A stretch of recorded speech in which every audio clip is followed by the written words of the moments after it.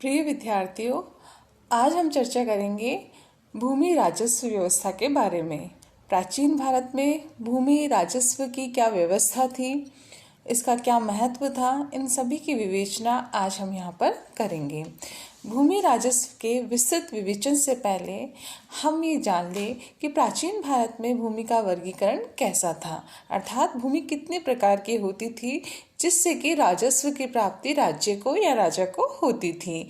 इसे हम देखें तो भूमि जहाँ पर लोग निवास करते थे, जिसे हम वस्तु या वास भूमि कहते थे, बस्तीगत भी इसको कहते हैं। दूसरी भूमि जो उपजाऊ होती थी, जिसे सीता भूमि कहते हैं, उर्वर सित्य जिस पर कृषि कार्य होता था, इसे कृष्य भूमि के नाम से भी जानते हैं। आर्द्र भूमि जिसे केदार के नाम से जानते हैं। इसी तरह मैदान, कठिनाई से खेती योग्य भूमि जिसे हम बंजर भूमि भी कह सकते हैं। इसी तरह वर्षा से सिंचित भूमि या अन्य तरह की भूमि, चरागाह भूमि, बाग बगीचे, खान, इन सभी को हम राज्य की आय के स्रोतों के रूप में देख सकते हैं।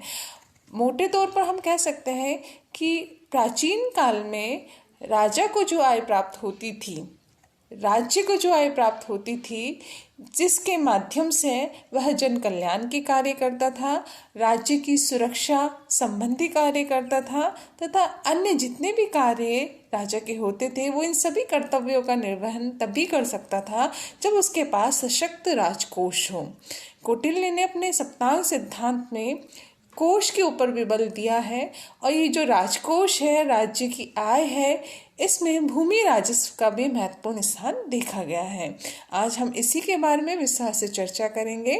मोटे तौर पे हम यदि देखें तो भूमि को हम कृषि योग्य भूमि, रहने योग्य भूमि, पड़ती भूमि, गोचर भूमि आदि रूपों में बांट सकते हैं। मिलिंद बनहो के अनुसार धरती तो वही रहती है चाहे कोई इस पर वांछनीय वस्तु फैलाए या नहीं।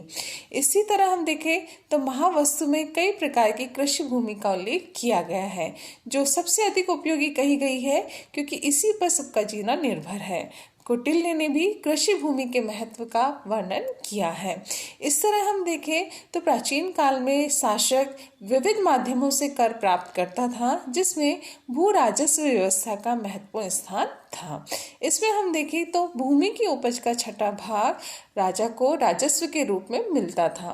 प्राचीन काल में वेदों में भू राजस्व का वर्णन हमें देखने को मिलता है, जो कि किसान की आय होती थी, इसका एक निश्चित भाग वह राजकोष में जमा करवाता था और इस आय को हम अलग अलग रूपों में देख सकते हैं कि सिंचाई योग्य भूमि थी या किसान अन्य माध्यमों से सिंचाई करता था, इनके आधार पर उसका कर का निर्धारण होता था।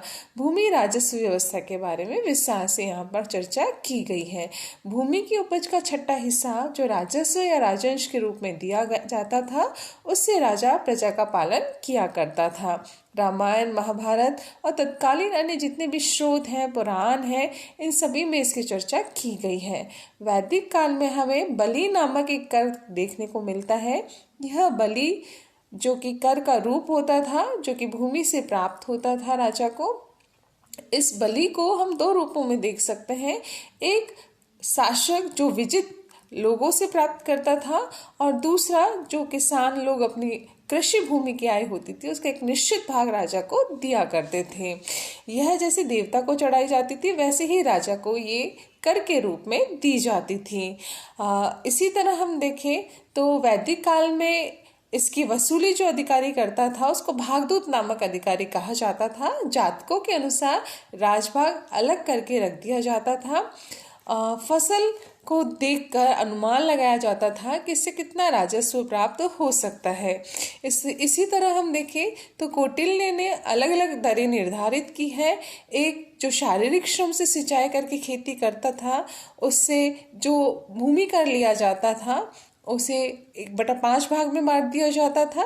इसी तरह खेती में यदि सिंचाई का कार्य कंधे पर पानी ढोकर किया जाता था तो उससे उपज का चौथा भाग लिया जाता था। इसी तरह स्रोतों के माध्यम से यदि सिंचाई की जाती थी तो उससे उपज का 1/3 भाग लिया जाता था।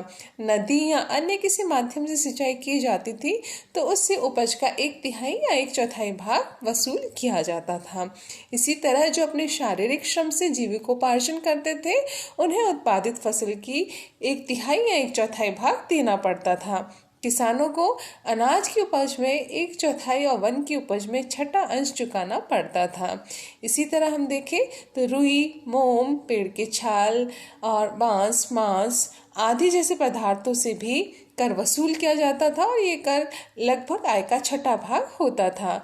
मेगस्थनीज ने जो देखा भारत में कि भारत के लोग राजा को भूमि कर चुकाते थे और इसके अतिरिक्त राजकीय कोष में अपनी उपज का 1/4 अंश भी देते थे।